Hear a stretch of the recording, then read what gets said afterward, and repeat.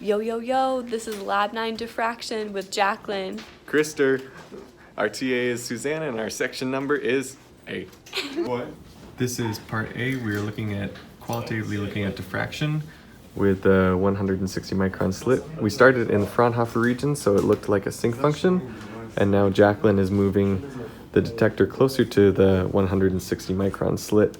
And as you can see, it looks a little bit more like an image of the slit with diffraction patterns at the edges.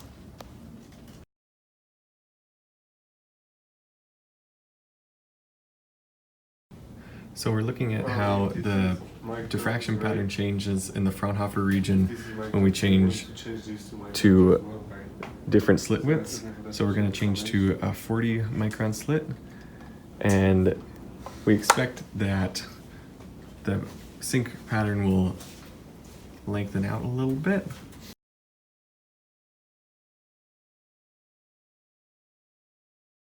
We looked at the behavior of the Fraunhofer region when the slit width decreased, as well as the double slit distance between the double slits changed.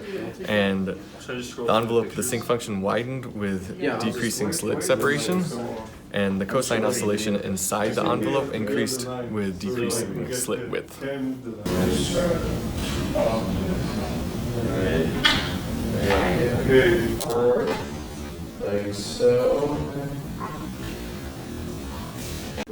We looked at the Fraunhofer and Fresnel diffractions for the complex apertures, and for the Fresnel diffraction, the diffraction pattern looked like an image of the aperture, just with some diffraction patterns on the edges.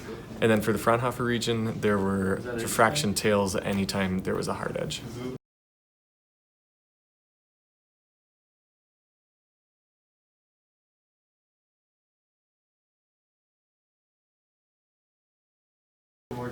Hello, so for part B, we looked at the Fraunhofer diffraction for a rectangular slit. This is the image that we found. And then we saved this image and then went into MATLAB. Then we found the best fit to sync squared. Yeah. Then we analyzed how well our data fit to this function by recording the maximum and minimas. So we looked at the Fraunhofer diffraction for circular aperture. What we did is the same thing that we did for part B, and that was to take an image of the pattern on the detector and then process that in MATLAB. And then to compare the two, we looked at the first and second maximum, see how closely they fit to the sombrero squared curve.